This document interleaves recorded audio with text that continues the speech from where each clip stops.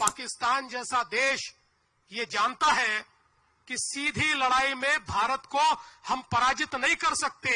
दिल्ली के बम विस्फोट जैसा एक विस्फोट करके फिर एक बार अपने प्रेजेंस को दिखाने का प्रयास वो करते हैं। इनके इरादे तो भारत के हर कोने में इसी प्रकार से बम विस्फोट करने के थे। मुंबई सहित कई हमारे देश के शहर इनके टारगेट पर थे। हम सभी लोग जानते हैं कि हमला ताज और ट्राइडेंट पे नहीं था। जिस प्रकार से 9/11 का हमला ये ट्विन टावर्स पर किया गया, ये बताने के लिए कि अमेरिका का might, the might of America was in the twin towers, और इसीलिए ट्विन टावर पर हमला करके एक प्रकार से अमेरिका के सार्वभौमता को उसके ऊपर एक चुनौती दी गई। उसी प्रकार से ताज या ट्राइडेंट ये केवल होटल नहीं थे, यहां पर इंटरनेशनल कम्युनिटी रहती थी, यहां पर काउंसिलेट्स के लोग रहते थे, और मुंबई जो भारत की आर्थिक राजधानी है, उस आर्थिक राजधानी को चुनौती देने के लिए एक एक टारगेट इस प्रकार से चुना गया था कि जिससे दुनिया को यह बताया जाए कि हां, हमने भारत पर हमला किया है। यह हमला मुंबई पर नहीं था, यह होटल पर नहीं था, यह हमला भारत की सार्वभौमता पर था। यह हमला एक हमको चुनौती थी। उस समय इस हमले के बाद अगर उस चुनौती को हम समझ लेते और शायद उस समय ऑपरेशन सिंदूर जैसी हिम्मत हम दिखाते, तो आज हमारे ऊपर हमला करने की हिम्मत कोई नहीं करता। लेकिन उस समय हम लोगों ने वो हिम्मत नहीं दिखाई। पर पहलगाम में जब हमारे बहनों का सिंदूर पोंछने की नापाक कोशिश की गई, तो उसके बाद जिस प्रकार से प्रधानमंत्री जी ने बहुत स्पष्ट शब्दों से कहा कि टेरर और टॉक्स ये साथ में नहीं हो सकते, और हमारी सेना को एक प्रकार से खुली छूट दी, तो भारत की सेना ने पाकिस्तान के अंदर घुसकर सारे के सारे टारगेट समाप्त कर दिए।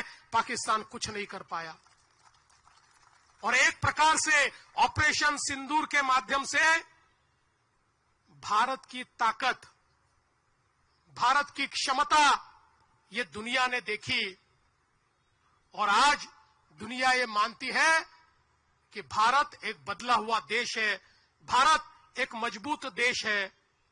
लेकिन ये लड़ाई समाप्त नहीं हुई, क्योंकि अब पाकिस्तान जैसा देश ये जानता है कि सीधी लड़ाई में भारत को हम पराजित नहीं कर सकते। इसलिए एक छद्म युद्ध, एक सुड़ो इस प्रकार का युद्ध हमारे साथ लड़ने की कोशिश करता है, और फिर दिल्ली के बम विस्फोट जैसा एक विस्फोट करके फिर एक बार अपने प्रेजेंस को दिखाने का प्रयास वो करते हैं।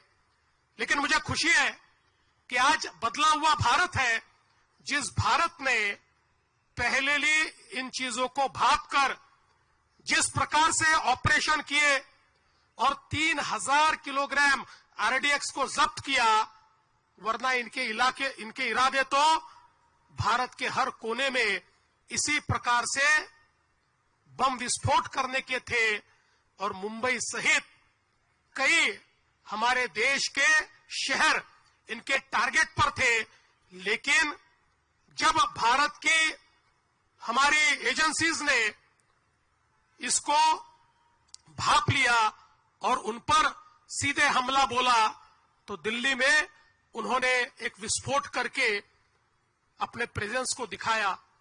और इसीलिए हम ये कहना चाहते हैं कि खतरा लगातार जारी है, क्योंकि अब पाकिस्तान जानता है हमसे लड़ नहीं सकता, तो इस प्रकार से कोई ना कोई घटना करके और पूरे विश्व में अपने प्रेजेंस को दिखाने का काम और भारत के खिलाफ इस प्रकार से साजिश करने का काम वो करते रहेंगे।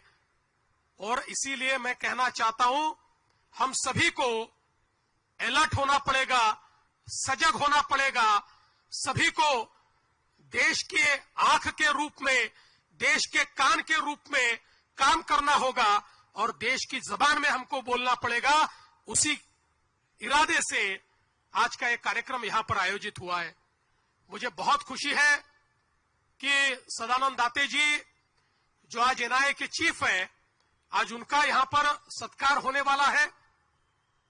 इन जाबाज हमारे नायकों ने उस समय जो लड़ाई लड़ी, हमारे करकरे जी, कामटे जी, साहसकर जी और तुकाराम ओंबळे जैसे एक हमारे जवान कि जिन्होंने अपने शरीर में तो गोलियां खा ली लेकिन कसाब को छोड़ा नहीं, उस कसाब को फांसी तक ले जाने का काम करने वाले तुकाराम ओंबळे, ऐसे कई लोग, मेजर उन्नी कृष्णन, एपीआई मोरे, ऐसे कई शहीद। और उन शहीदों के साथ हमारे लड़ने वाले सारे लोग, और उसी में से एक लड़ने वाले हमारे सदानंद दाते जी, जिन्होंने मैडम कामा हॉस्पिटल में जिस समय ग्रेनेड फेंका गया और ग्रेनेड से वो जख्मी हुए, फिर भी पीछे हटे नहीं। जब तक वहां पर आतंकवादियों का खात्मा हुआ नहीं, वो जमे रहे और आतंकवादियों का खात्मा किया। ऐसे हमारे दाते जी का आज यहां पर स्वागत और सत्कार करते हुए हमें बहुत खुशी है। और उसी के साथ साथ जैसे शांति के लिए लड़ना भी जरूरी है, वैसे ही शांति के लिए हम समाज में सकारात्मकता तैयार करें, ये भी बहुत जरूरी है। और उसी सकारात्मकता को तैयार करने वाली श्रीमती नीता अंबानी, जो एक प्रकार से पीस एम्बेसडर के रूप में काम करती है, उनका भी आज यहां पर सत्कार हो रहा है।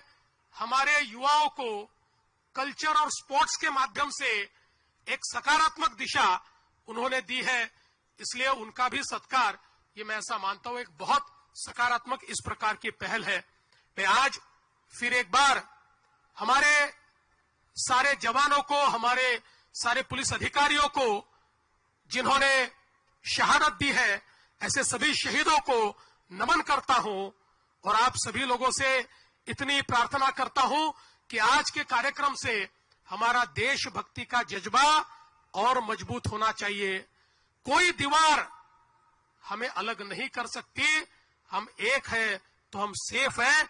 इस वाक्य के साथ हम लोगों को आगे बढ़ना पड़ेगा, क्योंकि क्या कभी किसने सुना है सूर्य छिपता तिमिर भय से, क्या कभी सरिता रुकी है बांध से बन पर्वतों से, जो न रुकते मार्ग चलते, चीर कर सब कंटकों को, वर्ण करती कीर्ति उनका, छोड़ कर सब असुर दल को, ध्येय मंदिर के पथिक को, कंटकों का ही सहारा, राष्ट्रभक्ति ले हृदय में, हो खड़ा यदि देश सारा, संकटों पर मात कर यहाँ राष्ट्र विजयी हो हमारा।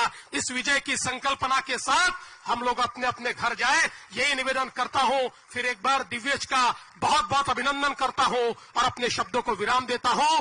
जय हिंद, जय महाराष्ट्र, भारत माता की जय। जहां भक्ति है हर शब्द में, कथाओं में छुपे हैं दिव्य रहस्य और ज्योतिष देता है जीवन को दिशा। धर्म से जुड़ी हर बातों को जानने के लिए हमारे चैनल स्तुति को सब्सक्राइब करें। चैनल पर जाने के लिए इस लिंक पर क्लिक करें।